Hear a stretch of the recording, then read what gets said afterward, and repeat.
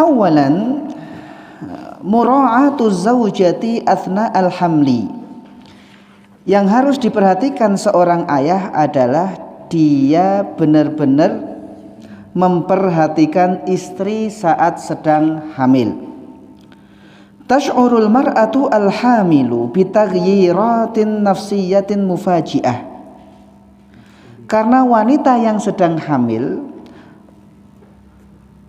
moodnya itu sering berubah ya Kak. Nah, nanti Azwar kamu akan paham ketika istrimu hamil, maka dia berubah-ubah. Kadang ceria, tiba-tiba langsung sedih, seperti itu. Apalagi kehamilan usia berapa sih? Awal-awal itu Kak. Nah, ketika kamu jumpai istrimu seperti itu, jangan malah kamu kata-katain, wah gitu aja udah. Enggak. Memang mood seorang istri itu mudah berubah-ubah ketika sedang hamil. Maka wajib suami untuk memperhatikan. Loh iya, karena orang yang hamil itu tidak boleh sedih. Orang hamil tidak boleh sedih. Ketika Maryam bintu Imran hamil, maka Maryam merasakan kesedihan. Lalu Allah mengirim malaikat untuk menghibur Maryam, ya kan? Karena memang orang hamil itu jangan sampai sedih.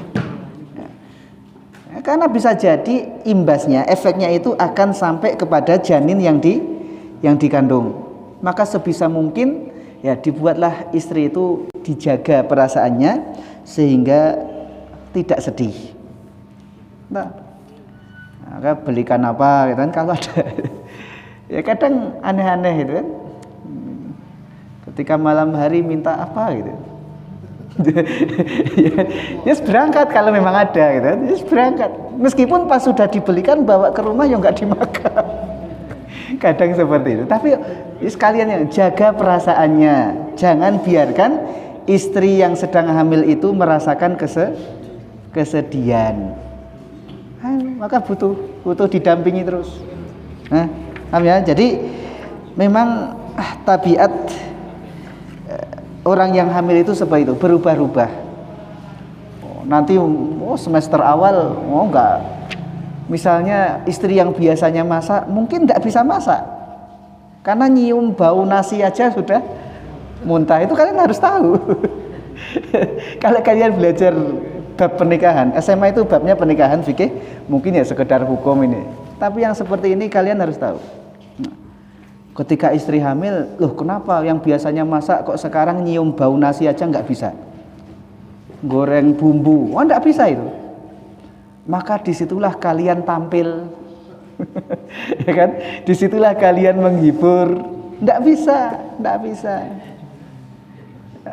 Karena kalian nggak hamil, makanya nggak merasakan itu. Nah, jadi tolong dampingi, tolong hibur istri ketika dia sedang hamil, jangan sampai sedih. Nah, di sini beliau juga mengatakan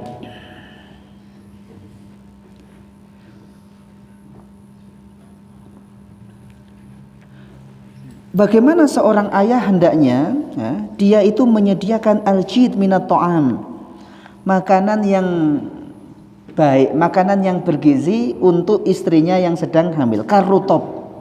Di sini beliau menyebutnya seperti rutop. Rutop itu kurma yang dia sudah manis tapi belum terlalu matang seperti tamer. Kalau yang di kita yang Ramadan dijual hitam-hitam itu namanya tamer. Dia masih fasenya itu fase mangkal itulah, setengah matang setengah belum. Dimakan sudah enggak sepet, sudah enak, tapi juga tidak seperti tamer. Wa yujannibuha an-nashwiyat was-sukriyat wa-tuhun khasah fil ashhuril akhirah. Ya makan begitu. Jauhi makanan-makanan yang mengandung tepung dan gula-gula, dan gula Nah, minyak-minyakan terlebih ketika di bulan-bulan akhir. Wadzalika hifadzan ala mutawassiti waznil janin. Karena hal itu untuk menjaga berat timbangan bayi. Karena biasanya kalau sekarang sih gampang lah ya. Periksa ke bidan, periksa ke dokter kandungan gitu kan. Biasanya bisa dikira-kira berat janin berapa. Kalau janinnya sudah terlalu berat, maka kalau di sini beliau mengatakan hindari makanan-makanan yang manis, mengandung gula. Jangan makan es krim lagi. Kenapa? Karena biasanya anaknya nanti terlalu besar. Kalau anaknya terlalu besar maka sulit. Tapi ya nggak tentu juga. Mungkin secara pribadi, pengalaman pribadi, anak saya yang keempat sudah menjelang akhir, USG itu timbangannya katanya masih 1 kilo berapa gitu. Oh, yang benar berat sudah besar sekali katanya masih 1 kilo sekian. Nah, bisa jadi USG-nya keliru. Akhirnya ya makan yang manis itu kan. Ya begitu lahir 4 kilo. Nah itu silakanlah kalian ini. Yang jelas beliau mengatakan itu. Kalau sudah di semester akhir itu hindari yang manis-manis biar tidak tidak terlalu besar. Karena kalau besar itu nanti menyulitkan proses kelahiran. Nah, itu pengalaman tersendiri. Nanti kalian nunggui istri melahirkan. Ada yang pernah? Oh, silahkan tanya bapak-bapaknya. Saya kalau bapak-bapaknya semua nunggui atau ditinggal dulu? Tunggui ya. Tapi kalian, nah terkadang seorang istri ketika melahirkan dia merasakan kesulitan. Kesulitan. Beliau mengatakan begini, wala ba'sa 'inda ta'assuril wiladah kitabatu ba'di ayatin minal Qur'anil Karim awil adhkar al-waridah fis sunnah wa naqa'uha fil ma'i thumma syaribaha faqad rakhasa ba'du salafi fi dzalik. Beliau mengatakan begini, tidak mengapa ketika proses kelahiran itu sulit. Nah, ini bisa dicoba. Ketika proses kelahiran itu sulit, maka tidak mengapa dia menulis sebagian dari ayat-ayat Quran atau zikir-zikir yang ada sunnahnya, ditulis kemudian dimasukkan ke dalam air lalu diminum. Itu dukun nanti. Lah ya silahkan baca. Dia mengatakan seperti itu. Wa naqa'u faqad rakhasa ba'du salaf fi dzalik. Sebagian ulama salaf membolehkan hal itu. Ya, di sini beliau memberikan footnote. Misalnya disebutkan dalam kitab At-Tibbun Nabawi yang dikarang oleh Ibnul Qayyim. Saya bawa kitabnya. At-Tibbun Nabawi, pengobatan Nabi. Ibnul Qayyim. Kita baca kan biar dikira nggak ngarang. Artinya tidak yang semua seperti itu pasti dukun gitu. Cuma masalahnya sekarang jarak dukun atau bukan itu sudah samar gitu. Ya kan, karena dukun juga kadang pakai seperti itu, cuma nanti ditambah-tambahi dengan yang lain. Di antaranya dalam kitab At-Tibbun Nabawi, Ibnul Qayyim menukil satu asar dari sahabat. Haddatsani Abdullah ibn Ahmad. Abdullah ibn Ahmad bercerita kepadaku, maksudnya Al-Khallal yang meriwayatkan ini. Qala ra'aitu abi yaktubu lil mar'ah idza 'asara 'alaiha wiladatuha fi jamin abyad. Aku melihat ayahku menulis di gelas, mungkin di apalah, di gelas yang putih, di wadah putih ketika kesulitan melahirkan. Au syai'in nadhif, atau ditulis di tempat yang bersih. Yaktubu hadits Ibnu Abbas radhiyallahu anhu, yang ditulis adalah hadits Ibnu Abbas radhiyallahu anhu. La ilaha illallahul halimul karim, subhanallahi rabbil arsyil azim, alhamdulillahi rabbil alamin, ka'annahum yawma yarau ka'annahum yauma yarawna ma yu'atun lam yalbathu illa sa'atan min naharin balagh. Surat Al-Ahqaf ayat 35. Terus juga ka'annahum yauma yarawnaha lam yalbathu illa 'ashiyatan aw duhaha. Surat An-Nazi'at. Itu menurut riwayat yang diceritakan oleh Khalal. Nah, jadi Abdullah ibn Ahmad menceritakan, aku melihat ayahku ketika ada wanita yang kesulitan melahirkan, maka dia menulis di wadah putih atau di tempat yang bersih, yaitu doanya Ibnu Abbas, la ilaha illallahul halimul karim, subhanallahi rabbil arsyil azim, alhamdulillahi rabbil alamin. Terus ditulis surat Al-Ahqaf 35, surat An-Nazi'at 36. Mujarobat. Mujarobat. Ya, tapi yang ada asarnya, Cuma ya tadi, masalahnya sekarang itu kita sulit membedakan mana yang benar-benar asar dari sahabat dulu atau para nabi atau nabi, dan mana yang sudah dicampuri dengan yang aneh-aneh itu. Nah, maka kalau kemarin saya nanya, kalau air putih dibacain terus diminum, ya kita jumpai itu dalam kitab-kitab kan itu. Wa yudhkaru an Ikrimah, juga disebutkan dari Ikrimah an Ibnu Abbas, dari Ibnu Abbas. Qala, dia berkata, marra Isa sallallahu alaihi wasallam ala baqaratin qad i'tarada waladuha fi batniha. Nah, ini yang kadang sapi itu kesulitan dalam lahiran. Nah, itu ada riwayatnya. Kata Ibnu Abbas, suatu ketika Isa alaihissalam itu melewati satu sapi yang kesulitan dalam sapi itu bayan selahiran gitulah ya. Orang itu babaran. Kalau hewan apa? Bayan. Ketika melihat itu, faqalat ya kalimatullah ud'ullaha li an ukhallisani mimma ana fi. Ketika Nabi Isa lewat, maka pemilik sapi itu meminta ya kalimatullah, karena julukan Nabi Isa itu adalah kalimatullah. Berdoalah kepada Allah untukku agar aku terbebas dari hal ini. Apa kata Nabi Isa? Faqal ya khaliqan nafsi minan nafsi wa ya mukhallisan nafsi minan nafsi wa ya mukhrijan nafsi minan nafsi khallisha. Itu ucapan Nabi Isa. Qala faramat bi waladiha fa idza hiya qa'imatun tashummuhu.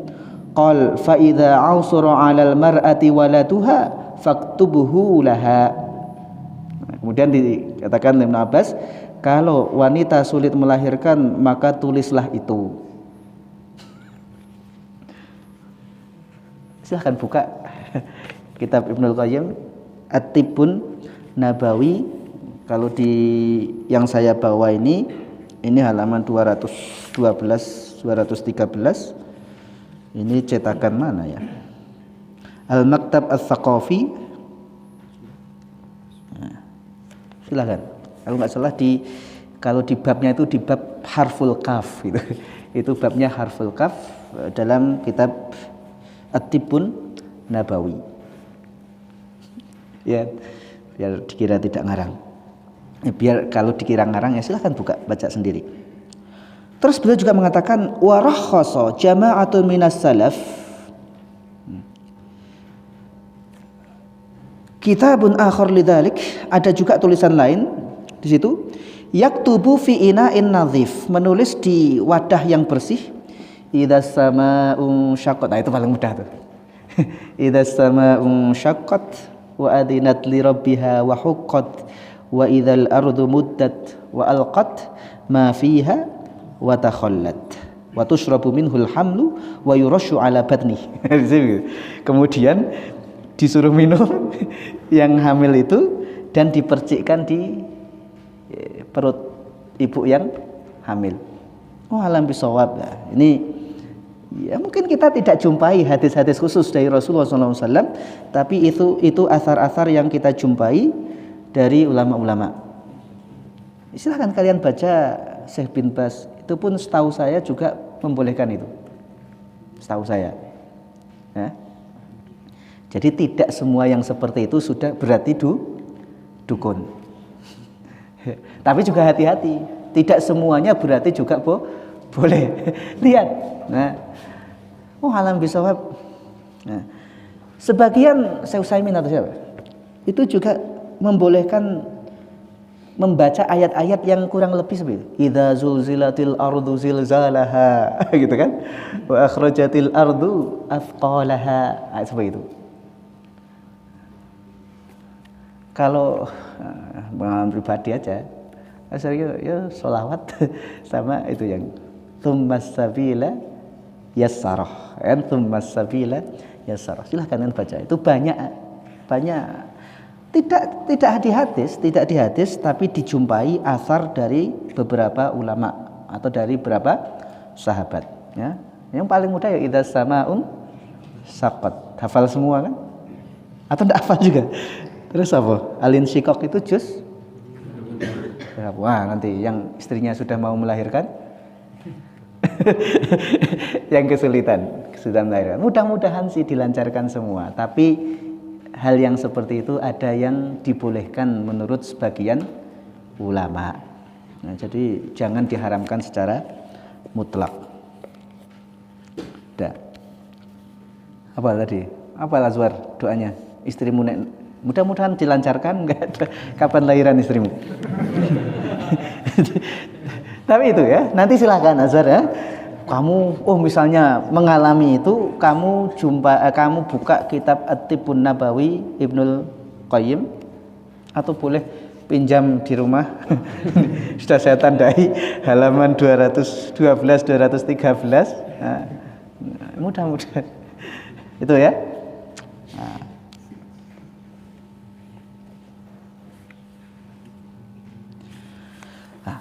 Setelah lahiran, maka yang berikutnya beliau mengatakan isbatun nasab, menetapkan nasabnya, menetapkan nasab.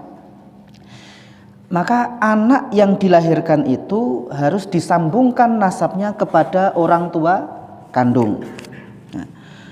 Qala Rasulullah sallallahu alaihi wasallam, ayyuma rajulun jahada waladahu wa huwa yanzuru ilaihi ihtajaballahu minhu wa fadahahu ala ru'usil awwalina wal akhirin. Laki-laki mana saja yang dia mengingkari anaknya padahal dia tahu itu benar anaknya, dia ngingkari, wah ini bukan anak saya, padahal ya istrinya orang baik, ya, tidak pernah melakukan perbuatan keji, memang itu anak suaminya, tapi diingkari oleh suaminya. Wajahada nasabahu, dia tidak mau mengakui nasabnya. Ihtajaballahu minhu, maka kelak Allah akan menghalangi darinya. Dia tidak melihat Allah Subhanahu wa taala. Wa fadahahu ala ru'usil awwalina wal akhirin, kelak akan Allah buka aibnya di hadapan semua orang, baik generasi awal maupun generasi akhir. Jadi mengingkari nasab anak itu juga suatu dosa yang besar, Makanya dilarang menisbatkan anak kepada selain ayah kandung. Kalau dia anak angkat, tetap nisbatkan anak itu kepada orang tua kandung. Nah, itu yang sering jadi masalah di sini. Ustaz Briananto itu sering alami. Biasanya ibu bercerai sama suaminya, sudah punya anak, terus menikah lagi. Begitu mau nulis ijazah, ini anak bin siapa gitu kan? Nah, harusnya adalah bin orang tua kandung, tapi kenyataannya ibunya enggak membolehkan. Enggak boleh, tulis saja ayah yang sekarang. Enggak boleh, harusnya enggak boleh. Harusnya, karena berarti dia menisbatkan nasab kepada selain ayah kandung. Itu termasuk dosa besar kalau dalam kitab Al-Kabair. Ya.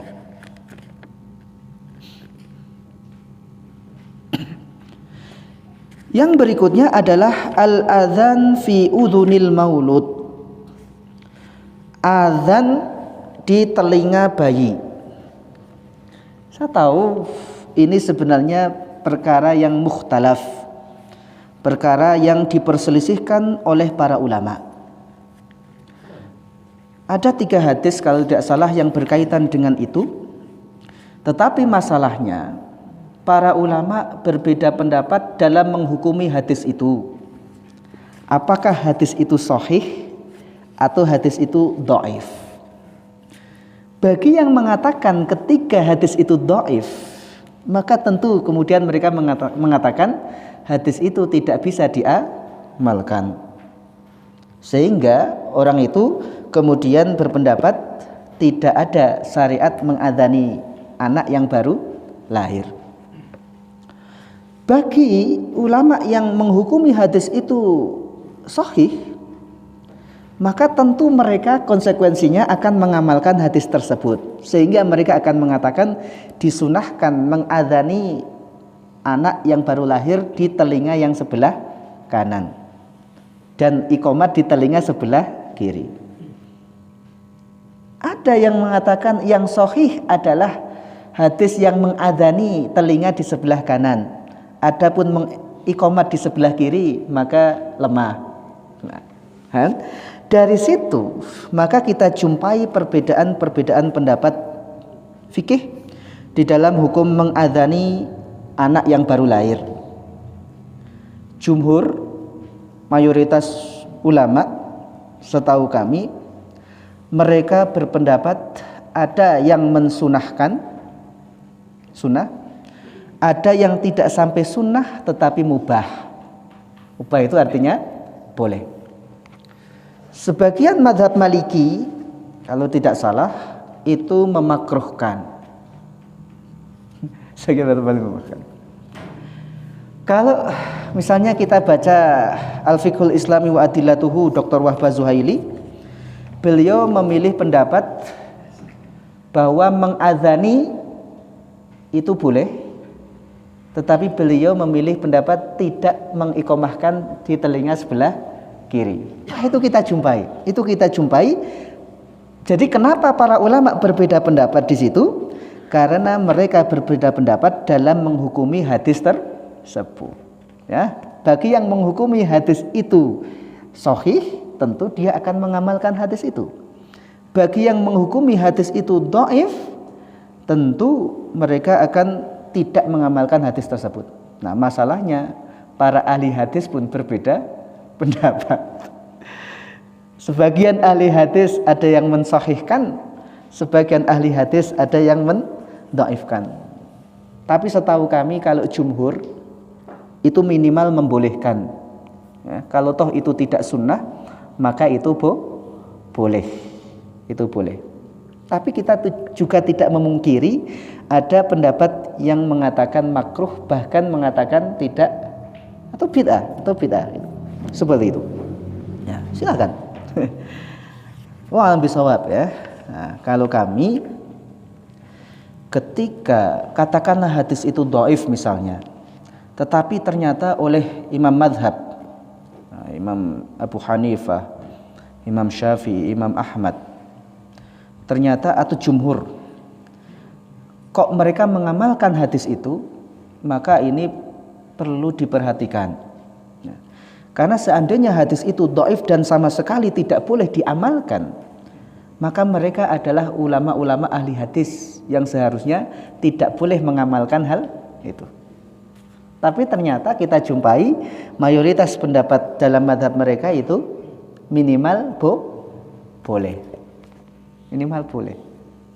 Nah, makanya ya udah, kalau secara pribadi saya milih yang boleh, tetapi juga tidak mengingkari ada pendapat yang melarang itu.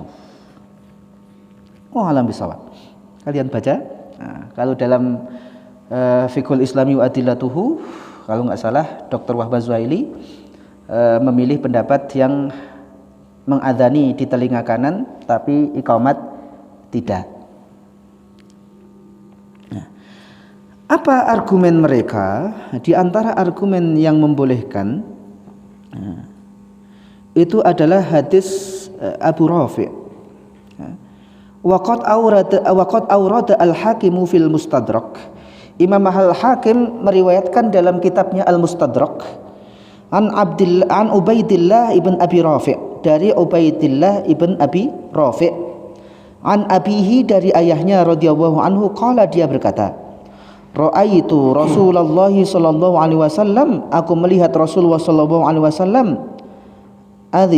adzan fi udhunil Husain, di telinga Husain, hina waladathu Fatimatu, ketika Fatimah melahirkannya radhiyallahu anha.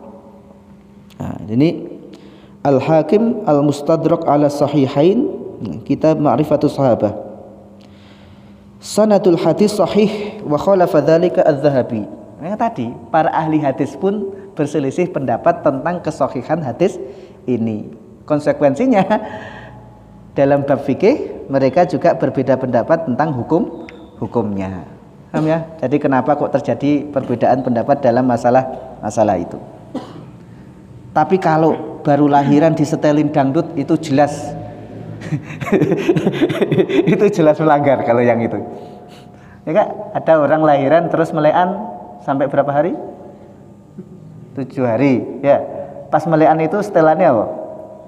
Nah, kalau yang dangdut apalagi judi, itu jelas. Itu jelas nyimbang. Tapi kalau yang mengadzani ada ikhtilaf di situ. Bahkan kalau jumhur setahu kami itu justru sunnah atau mubah. Seperti itu. Mu'alam. Yang berikutnya adalah at-tahnik. Melakukan tahnik.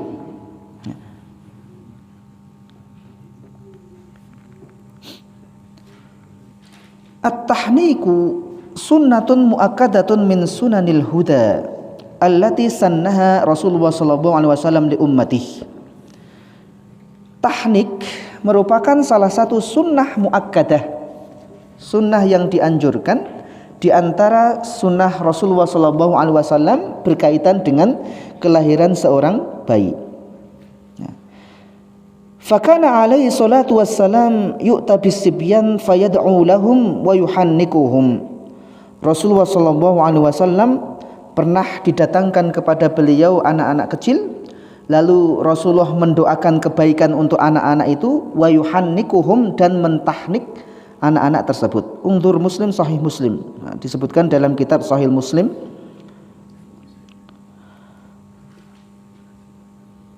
Bagaimana tahnik itu?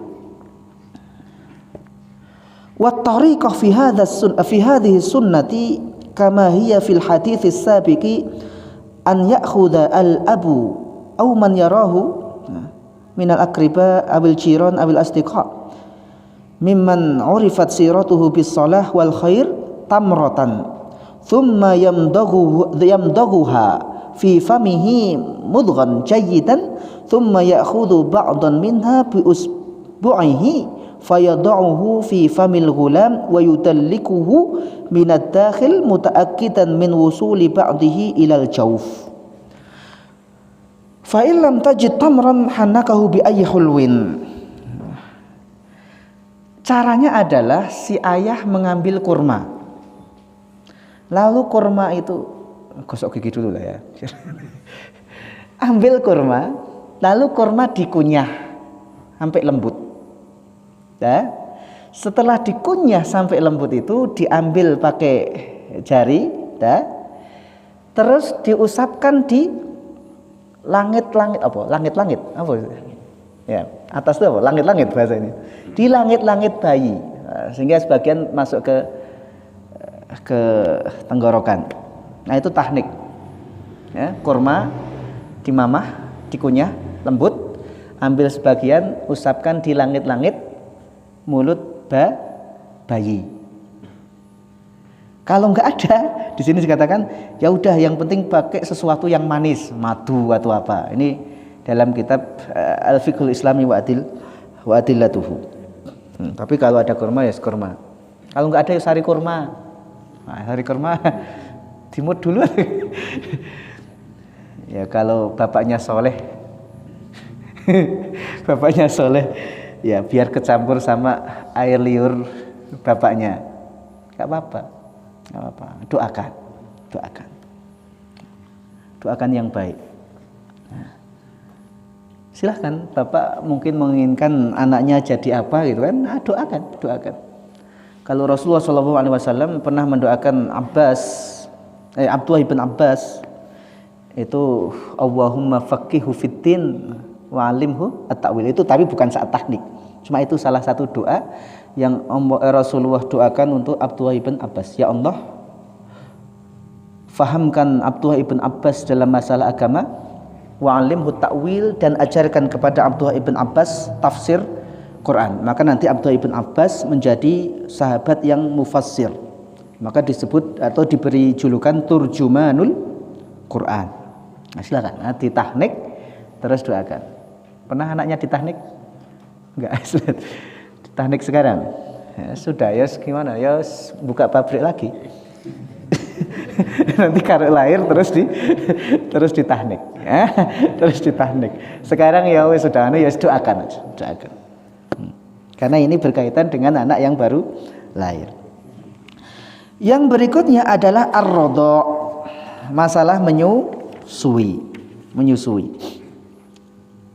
Yaqulullahu subhanahu wa ta'ala fi kitabihil aziz, wal walidatu yurdi'na auladahunna haulaini kamilaini liman arada an yutimma ar-radha'ah.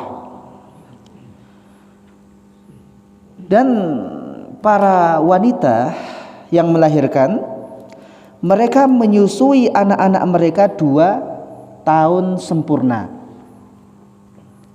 Liman arada an yutimma ar-radha'ah, bagi orang yang ingin menyempurnakan masalah radha', itu seharusnya 2 tahun. Tapi bedakan antara menyusui dengan memberi susu. Karena sekarang sebagian orang merasa, oh dia sudah menyusui, ASINya diperah, simpan di kulkas, kapanpun anaknya nangis diambil dari kulkas, dikasihkan ke dia. Itu menyusui apa memberi susu?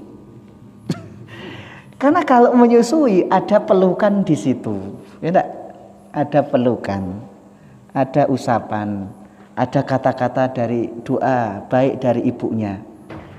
Nah, maka kalau sampai kelewat masa menyusui itu sangat disayangkan. Cuma yang benar-benar menyusui. Karena sebagian wanita kemudian mengejar karirnya, dia ke kantor, di kantor tidak mungkin bawa bayi, akhirnya ASINya diperah, taruh di kulkas, terus minum gitu aja. Iya, dia minum ASI ibunya, tetapi tidak ada pelukan di situ, tidak ada sentuhan ibu di situ, maka beda. Nah, Dian, dulu kamu minum ASI ibu atau ASI sapi? Oh ya kan, orang sekarang wah sudah enggak susu ibunya lagi, susu sapi yang dikasih. Anak sapi semua. Hah? Iya Dian. Iya.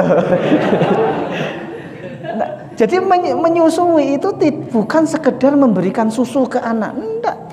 Ada pelukan di situ. Oh, cah bagus, meskipun anaknya hitam, cah bagus. Tetap gitu, ya tetap. Cah bagus, cah pinter, gitu kan? Tetap gitu, tetap doakan. Ada pelukan, ada elusan, maka nggak sama dengan ngasih susu dari botol dot itu, diminum. Nggak gitu. Nah, maka nanti kalau kalian punya istri terus melahirkan, tugas kalian, jelaskan kepada istri yang paling utama adalah sekarang menyusui anak. Adapun karir, itu cuti dulu lah, gitu. Tapi ini yang paling penting sekarang menyusui anak. Tapi menyusui anak bukan sekedar memberi susu. Nah, masalahnya kadang ibu-ibu kehilangan masa itu, padahal itu nggak akan kembali. Dia menyusui tapi sambil main apalah gitu kan, sehingga Perhatiannya tidak lagi ke anak tapi ke HP-nya itu, main TikTok atau apa, sambil nyusui. Ya Viv, ada Viv, orang main TikTok sambil nyusui, nggak tahu. Kan sekali, padahal kalau masa itu sudah kelewat, itu menyesal nanti. Aduh, karena itu nggak akan terulang. Nah, nggak akan terulang. Setelah 2 tahun sudah nggak nyusu. Atau kalian dulu Rezi disape umur berapa? Disape nggak nyusu kamu umur berapa? Ya 2 tahun lah, 2 tahun itu kan sempurna. Meskipun ya kadang ada kondisi tertentu di mana kadang ibu tidak bisa menyusui dengan sempurna. Ya mungkin ada anak lagi, hamil lagi, fisik tidak sanggup. Nah, silakan. Sebab itu dibantu dengan yang lain. Nah, cuma bapak suami perlu mengingatkan istrinya, tolong ketika memiliki bayi yang masih dalam masa menyusui itu, sayang kalau sampai ditinggal hanya untuk kerja nyari duit. Karena masa-masa itu nggak akan kembali, sayang. Disitulah anak, harusnya orang tua mulai menanamkan visi misinya, harapannya kepada anak, ya Kak. Ibu kan pasti ngobrol sama anaknya. Dia, oh kamu begini, oh anak soleh, oh anak soleha, oh ini, gitu. Itu nggak akan dijumpai kalau ibunya. Nah, makanya kadang sebagian orang juga mau punya anak tapi tidak mau menyusui, takut nanti bodinya jadi gitu kan. Ada yang seperti itu. Bahkan sekarang ada yang gaya hidup child free, kan, bebas anak. Mau menikah tapi syaratnya tidak boleh punya anak, nggak mau punya anak. Ada yang mulai gaya seperti itu. Nah, maka wanita muslimah tidak. Nah, ya dia menyusui, dan menyusui itu jangan sampai terlewat. Karena usia 1 sampai 2 tahun itu memang dominan ke ibu. Baru setelah itu dia mulai mengenal bapak. Biasanya gitu kan? Mulai akrab sama bapak. Karena bapak nggak bisa nyusui. Disusui pun nggak keluar. Iya, maka itu memang waktunya ibu. Kalau pas waktunya ibu malah ibunya sibuk dengan yang lain, sayang. Nanti begitu udah usia 3 tahun ke atas, itu sudah mulai ada orang lain di situ, ada bapak, ada saudara, ada apa gitu. Nah, ibu sudah kehilangan masa itu. Nanti 3 tahun, nah itu sudah mulai bapaknya mau kemana harus ikut, mulai gitu. Ya udah. Tapi 2 tahun enggak, yes, itu sama ibunya pergi, enggak bisa. Nah, cuma sayang, kadang ibu melewatkan masa-masa itu hanya karena hal-hal yang sebenarnya tidak terlalu penting, tidak terlalu urgent. Ya.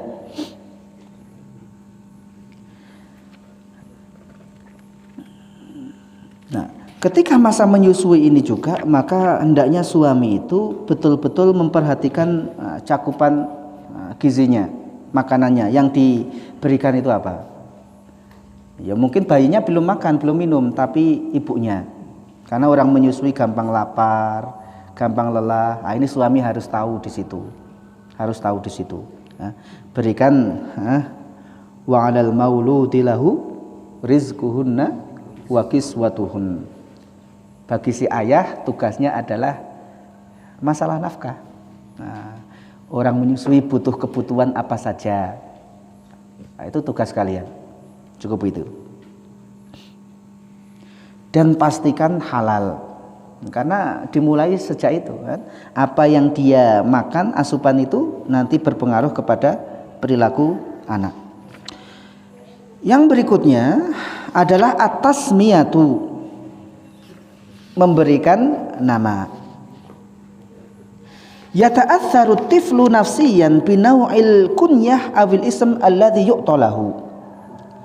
Anak itu akan terpengaruh dengan secara psikis ya, secara ini akan terpengaruh dengan nama atau julukan yang diberikan kepada dia. Maka hati-hati memilihkan nama untuk anak-anaknya. Kan? Ketika nama itu jelek, maka setiap kali namanya dipanggil, dia pun kan? Tapi ya udah, nggak perlu ganti nama nggak? Nggak usah lah. Cuma nanti kalau kalian punya anak, pilihkan betul nama yang baik untuk anak-anaknya. Mungkin berkaitan dengan nama, ya tidak banyak ya, aturannya. Yang penting nama itu mengandung arti yang baik. Tidak harus pakai bahasa Arab.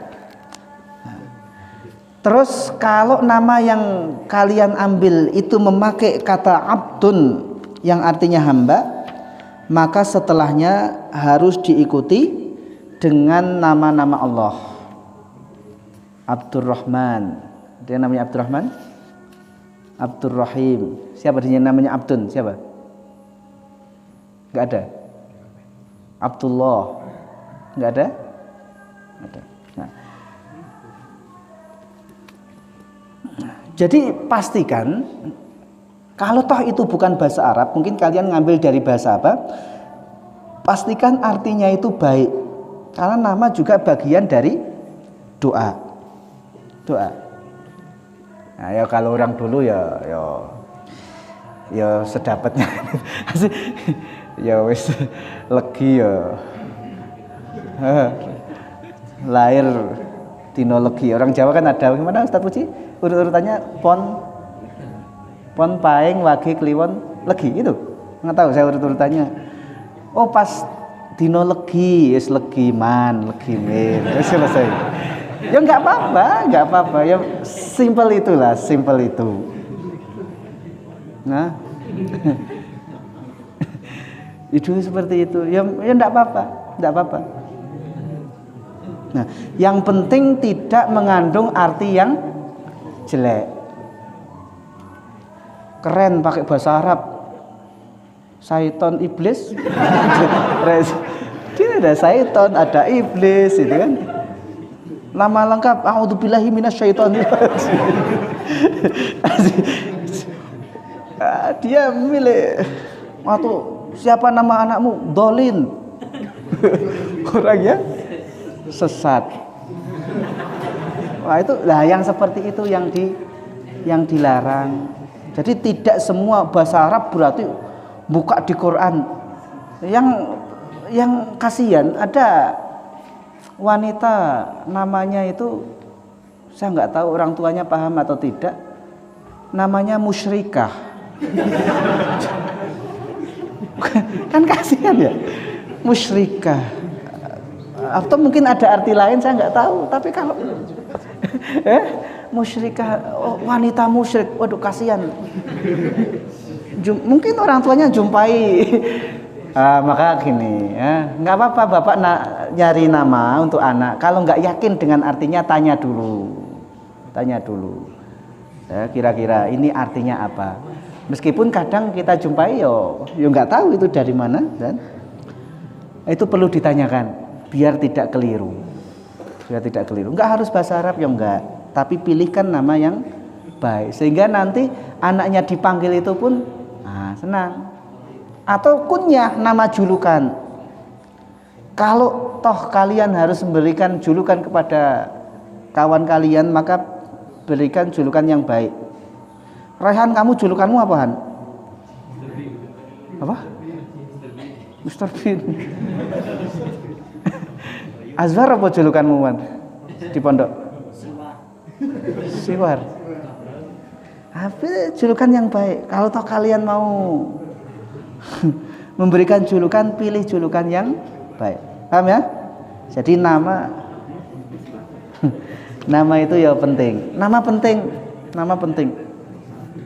Nah, Rasulullah SAW ketika akan hijrah kalau nggak salah, terus di situ di persimpangan. Ini semua jalan akan sampai ke kota Madinah. Tapi Rasulullah nanya, ini namanya jalan apa? Oh jalan ini, artinya kurang baik. Ini jalan ini. Kalau ini ada disebutkan satu nama, saya lupa, tapi artinya baik. Udah, kita ikuti jalan ini. Karena ini artinya baik. Jalan saja Rasulullah ngikuti jalan yang artinya baik. Jadi nama itu penting, nama itu penting. Maka pilihkan nama yang baik untuk anak-anaknya. Kalau bingung, tinggal cari nama sahabat. Nah, selesai. Nama sahabat. Banyak sahabat, Umar, Utsman, Ali, siapalah, Amr. Nah sekarang ya orang memilihkan nama anaknya nama-nama pembalap. Orang Kayuaro namanya pembalap Itali. Valentino, siapa gitu kan. Mungkin terinspirasi Valentino Rossi ya, jadi Valentino. Cuma kayaknya waduh ya. Ustadz Wiananto sering namanya itu, nama ya nggak apa-apa ya. Selama itu artinya nggak jelek sih nggak masalah. Cuma ya kita itu diajarkan nama itu hendaknya mengandung doa, Ya, kalau sekedar mengidolakan atlet, sementara dia bukan atlet muslim, terus nanti anaknya juga mengidolakan atlet yang sama. Bukankah nanti orang akan dikumpulkan bersama orang yang dia idolakan? Ya kalau dia kemudian masuk Islam, atlet yang diidolai itu. Nah kalau enggak, idolamu siapa atlet? Messi. Muslim apa bukan Messi? Nah, padahal Rasulullah mengatakan orang akan dikumpulkan bersama orang yang dia idolakan. Ridho kumpul sama Messi? Loh, kalau Messi nanti kemudian syahadat ya nggak masalah. Cuma kalau enggak, ya biasa aja gitu kan, biasa aja. Nah, maka idolakan orang yang jelas Allah ridho, para sahabat. Nah, itu yang patut kalian idolakan, ya kan? Orang yang jelas Allah ridhoi. Cuma masalahnya kita itu jarang baca sejarah para sahabat, sehingga yang ada di anak-anak kita yang diidolakan ya apa yang dia sekarang. Bapak, siapa yang cerita ke anak-anaknya tentang para sahabat? Pernah anaknya diceritakan tokoh-tokoh itu? Enggak, kan bapaknya yang gitu. Nah, kalau orang Barat mereka nggak punya tokoh, orang Barat mereka nggak punya tokoh, maka mereka menciptakan tokoh-tokoh fiksi itu.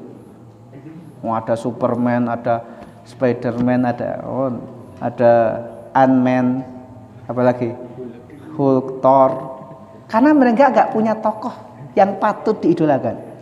Tapi kalau kalian baca sejarah Islam, kalian jumpai orang yang mungkin mirip Superman tapi nyata, gitu, ya kan? Satu orang tapi kekuatannya seperti 1000 itu, Alf, kan? Minta bantuan ke Madinah, minta bantuan pasukan 3000 atau berapa, yang dikirim cuma 3 orang. Ini kan 3 orang tapi sebanding dengan 3000. Itu yang kalian baca, itu yang harusnya kalian idolakan. Nah, cuma masalahnya itu enggak ada. Alam bisawab ya. Saya kira sampai di sini dulu. Nah, kita tutup dengan hamdalah dan doa kafaratul majlis. Alhamdulillahirabbil alamin. Subhanakallahumma bihamdika asyhadu an la ilaha illa anta astaghfiruka wa atubu ilaik. Assalamualaikum warahmatullahi wabarakatuh.